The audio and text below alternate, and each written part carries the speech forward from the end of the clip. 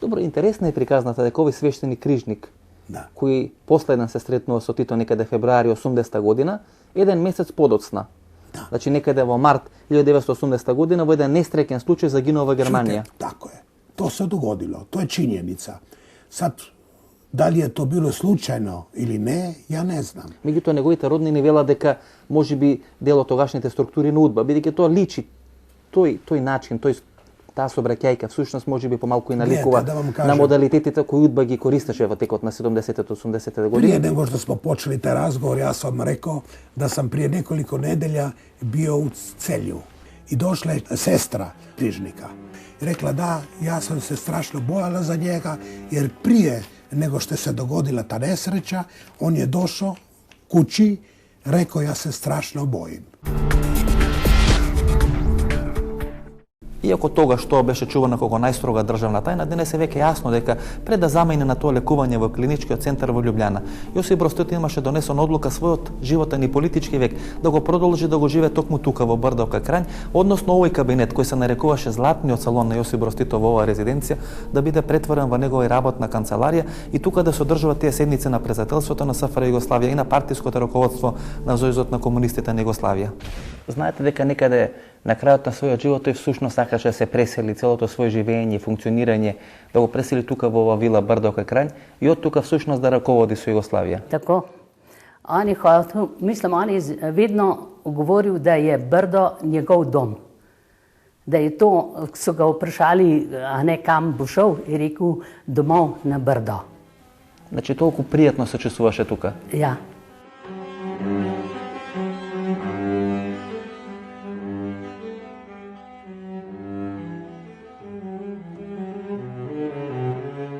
Каде сакаше да го помени крајот на својот живот? Во Белград, во Ужичка 15, во Брдовка Крањ, во Караџорџево, каде најубаво се чувствуваш? Lekari su mu rekli da Brioni za te godine više nisu, jer Brioni ima mnogo vlage. Više Crna Gora koja ima manje vlage, više ni Tara, Karađorđevo, dobro, to je isto neko jedan deo ritskog područja, znači tu je brdo kod Kranja koje je Bilo ideално. Bilo idealno. Gospodine Равник, дали во еден момент, после ампутацијата на ногата, маршалот Тито сакаше да се врати во Брдовка Крањ, бидејќи сметаше дека тоа треба да биде резиденцијата и неговата куќа од каде што би продолжил да владае политички со Југославија? Ja, mi sva večkrat prišla v privatne pogovore v zvezi z Brdom in ker je on imel rad slovenske pesmi in ker jaz igram tudi citre, sem bil povabljen, da ko bo on prišel na Brdo po zdravljenju, da bova skupaj pela in da bom jaz igral citre njemu. Ja. Дали се чувствуваше непријатно, можеби? Знаете, сепак беше председател на државата, беше маршал, беше народен херој, беше човек од светски формат. Претпоставам дека му беше многу тешко да прифати дека има изгубена една нога. И веројатно дека тоа беше една од причините зашто толку долго влекуваше со таа ампутација на ногата, кој можејќи му го продолжеше животот. Да, moguće je to. A možda se on nadao da će ta prva operacija da će uspjeti. Ja ne znam, teško je to tvrditi, jedno ili drugo.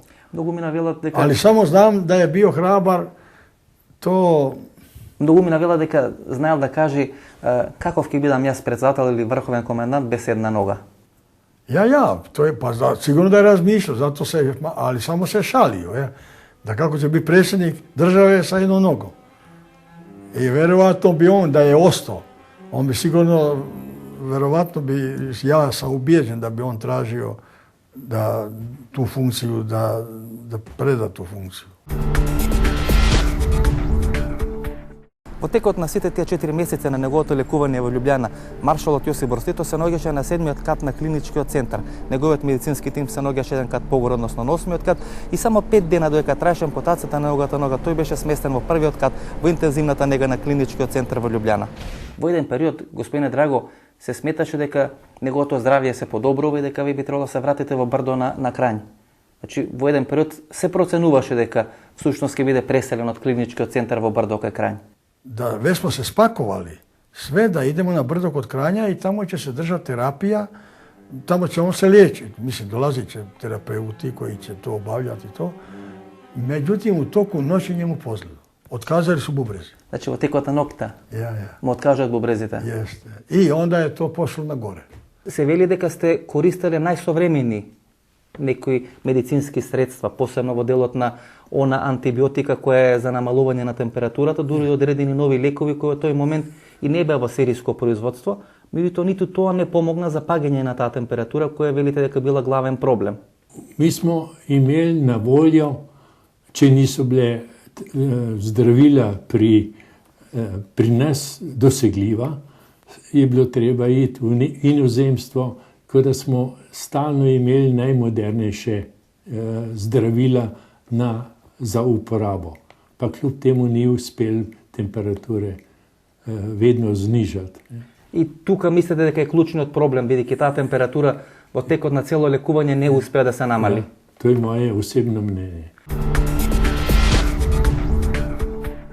Јане Становник е денес председател на Сојузот на борците на Република Словенија. Во периодот кога Словенија се осамостојуваше на почетокот на 90-те години, Становник беше првиот председател на независна Република Словенија. Всушност е човек кој долгогодишни функции обавува во врвот на тогашното словенечко раководство, бил председател на Словенија и долгогодишен шеф на кабинет на најмокниот словенечки председател, односно и функционер, тој е Едвард Карделј. Всушност денес дојавме кај Јане Становник да расчистиме неколку дилеми околу тие тајни средби на тогашното словенечко раководство со Јосип Брос Тито за времето кога Тито се лекуваше во Љубљана. Всушност, дали на тие средби станало збор за преземањето на власта во Југославија со помош на Тито од страна на тогашните словенечки комунисти?